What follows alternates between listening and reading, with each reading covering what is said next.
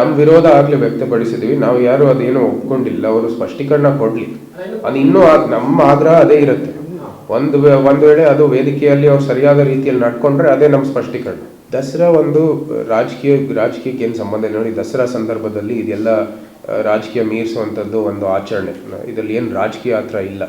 ನಮ್ಮ ಒಂದು ವಿರೋಧ ಇದ್ದಿದ್ದ ಕಾರಣ ಇವರು 2023 ಒಂದು ಕನ್ನಡ ವೇದಿಕೆಯಲ್ಲಿ ಒಂದು ಹೇಳಿರುವಂಥದ್ದು ಏನು ಮಾತು, ಅದಕ್ಕೆ ವಿರೋಧ ಇದ್ದಿದ್ದು. ತಾಯಿ ಭುವನೇಶ್ವರಿ ಇದ್ದಾರೆ, ಕೆಂಪು ಮತ್ತು ಅರಿಶಿನ ಬಣ್ಣದ ಒಂದು ಧ್ವಜ ಇದೆ, ಕನ್ನಡ ಧ್ವಜ ಇದೆ.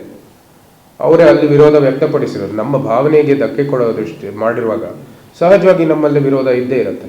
ಸೊ ಇಲ್ಲಿ ಅವರು ಸರಿಯಾದ ರೀತಿಯಲ್ಲಿ ವೇದಿಕೆಗೆ ಚಾಮುಂಡೇಶ್ವರಿ ಪುಷ್ಪಾರ್ಚನೆ ಇರ್ಬೋದು, ತಮ್ಮ ಭಾಷೆಯಲ್ಲಿರ್ಬೋದು, ಅವ್ರು ಯಾವುದೇ ಭಾವನೆಗೆ ಧಕ್ಕೆ ಕೊಡದೇನೆ ನಡ್ಕೊಂಡ್ರೆ ಅದೇ ಸ್ಪಷ್ಟೀಕರಣ ಆಯ್ತಲ್ಲ. ನಾವೆಲ್ಲರೂ ಗಮನಿಸ್ತಾ ಇದ್ದೀವಿ, ಜನಸಾಮಾನ್ಯರು ಕೂಡ ಗಮನಿಸಿದ್ದಾರೆ ಏನು ಉದ್ದೇಶ ಇಟ್ಕೊಂಡು ಈ ಎಲ್ಲ ಒಂದು ನಿರ್ಣಯಕ್ಕೆ ಮುಖ್ಯಮಂತ್ರಿ ಅವರು ಬಂದಿದ್ದಾರೆ ಅಂತ ಎಲ್ಲರೂ ಗಮನಿಸ್ತಾ ಇದ್ದಾರೆ. ಅವರ ನಡೆಯನ್ನು ಕೂಡ ಗಮನಿಸ್ತಾ ಇದ್ದಾರೆ, ನಮ್ಮ ನಡೆಯನ್ನು ಕೂಡ ಗಮನಿಸ್ತಾ ಇದ್ದಾರೆ. ಇದೆಲ್ಲನೂ ಕೂಡ ಏನು ಇದಕ್ಕೆ ಒಂದು ಏನು ಪರಿಹಾರ ಬರೋ ಸಮಯ ಬರುತ್ತೆ. ಇದೆಲ್ಲನೂ ಕೂಡ ಆ ಸಮಯದಲ್ಲಿ ನಾವು ನೋಡೋಣ ಎಲ್ಲಿ ಯಾರಿಗೆ ಏನು ಲಾಭ ಆಗಿದೆ ಅನ್ನೋ. ನನ್ನ ವಿಚಾರದಲ್ಲಿ ನಿಮ್ಗೆ ಗೊತ್ತಿದೆ, ನಾನು ಬೆಳಗ್ಗೆ ಕಂಕಣ ಕಟ್ಟಿರ್ತೀವಿ. ನೀವು ಶ್ರೀವತ್ಸ ಅವ್ರನ್ನೇ ಕೇಳ್ಬೋದು, ಅವ್ರು ನಿಮಗೆ ನೇರವಾಗಿ ಹೇಳ್ತಾರೆ.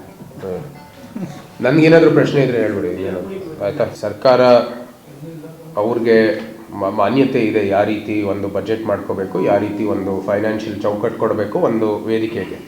ಈ ಸತಿ ದಸರಾ ಸಾಮಾನ್ಯವಾಗಿ ಪದ್ಧತಿ ಇರೋದು ಒಂದು ಬಜೆಟ್ ಅಲೋಕೇಟ್ ಮಾಡಿ ಆ ಬಜೆಟ್ ಒಂದು ಮಿತಿಯಲ್ಲಿ ಆಚರಣೆ ಮಾಡೋದು. ಅದು ಮಾಡಿದರೆ ಒಳ್ಳೆಯದು. ಯಾಕಂದರೆ ಬಹಿರಂಗ ಆಗುತ್ತೆ ನಾವು ಎಷ್ಟು ಖರ್ಚಾಗಿದೆ, ಎಷ್ಟು ಇದ್ರ ಮೇಲೆ ಏನು ಈ ಒಂದು ಆಚರಣೆ ಮೈಸೂರಿನಲ್ಲಿ ಎಷ್ಟು ಖರ್ಚಾಗಿದೆ ಇತ್ಯಾದಿ ಎಲ್ಲ. ಅದು ಮಾಡಿದರೆ ಒಳ್ಳೆಯದು ಪ್ರಜಾಪ್ರಭುತ್ವದ ವ್ಯವಸ್ಥೆಯಲ್ಲಿ. ಆದರೆ ಇದು ಸರ್ಕಾರಕ್ಕೆ ನೀವು ಕೇಳಬೇಕಾಗಿದೆ. ಅವರೇ ಅಧಿಕಾರದಲ್ಲಿರೋದು ಅವರೇನೆ. ಏನಕ್ಕೆ ಇವರು ಈ ತೀರ್ಮಾನ ಮಾಡಿದ್ದಾರೆ? ಇಷ್ಟು ವರ್ಷನೂ ಕೂಡ ಬಜೆಟ್ ಮಾಡಿ ಅವರು ದಸರಾವನ್ನು ನಡೆಸಿದ ನಂತರ ಈ ವರ್ಷ ಏನು ವಿಶೇಷ ಅವರಿಗೆ ಬಜೆಟ್ಟು ಒಂದು ಅಧಿಕೃತ ಬಜೆಟ್ ಹಾಕ್ದೇನೆ ದಸರಾವನ್ನು ಮುಂದುವರಿತಾ ಇದ್ದಾರೆ ಅಂತ ನೀವು ಅವ್ರಿಗೆ ಪ್ರಶ್ನೆ ಕೇಳಬೇಕಾಗಿದೆ. ನಾಳೆ ನಾಡಹಬ್ಬ ದಸರಾ ಮೈಸೂರಿನಲ್ಲಿ ಪ್ರಾರಂಭ ಆಗ್ತಿರೋ ಹಿನ್ನೆಲೆಯಲ್ಲಿ ನಾವು ಬಾನು ಮುಷ್ತಾಕ್ ಅವರ ವಿರುದ್ಧವಾಗಿ, ಅವ್ರ ನಡವಳಿಕೆಗಳ ವಿರುದ್ಧವಾಗಿ ನಾವು ಈಗಾಗಲೇ ಧ್ವನಿ ಎತ್ತಿದ್ದೀವಿ. ಎಲ್ಲ ಹಂತದಲ್ಲೂ ಆಗಿದೆ ಅನ್ನೋ ತಮ್ಮೆಲ್ಲರಿಗೂ ಗೊತ್ತಿರೋಂಥ ವಿಚಾರ.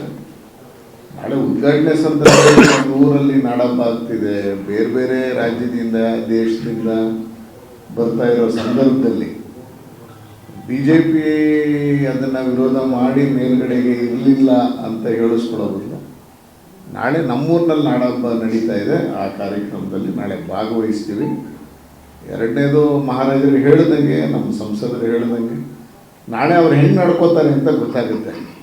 ಅದಾದಮೇಲೆ ನಾವು ಮತ್ತೆ ಪ್ರತಿಕ್ರಿಯೆ ಕೊಡೋದಕ್ಕೆ ಆಗುತ್ತೆ. ಹಾಗಾಗಿ ನಾಳೆ ಕಾರ್ಯಕ್ರಮದಲ್ಲಿ ನಾಡಹಬ್ಬದಲ್ಲಿ ಭಾಗವಹಿಸ್ತೀವಿ. ಪ್ರತಿಭಟನೆ ಅದು ಎಲ್ಲೂ ಆ ಥರದ್ದಾಗಿಲ್ಲ. ಅಲ್ಲ, ಚಾಮುಂಡಿ ಚೆಲ್ಲೋದಲ್ಲೂ ಇವತ್ತು ನಾಳೆ ಪ್ರತಿಭಟನೆ ಅಂತ ಹೇಳಿಲ್ಲ. ನಾವು ಅವತ್ತು ಹೇಳಿದ್ದು ಚಾಮುಂಡಿ ಬೆಟ್ಟಕ್ಕೆ ಹೋಗ್ತೀವಿ ಅಂತ ಹೇಳಿದ್ವಿ. ಜಿಲ್ಲಾಡಳಿತ ಅದನ್ನು ತಪ್ಪಾಗಿ ತಿಳ್ಕೊಂಡು ನಮ್ಮನ್ನೆಲ್ಲ ಅರೆಸ್ಟ್ ಮಾಡಿತ್ತು. ಅದು ಬಿಟ್ಟರೆ ಏನಿಲ್ಲ, ನಾಳೆ ಕಾರ್ಯಕ್ರಮದಲ್ಲಿ ಭಾಗವಹಿಸ್ತೀವಿ.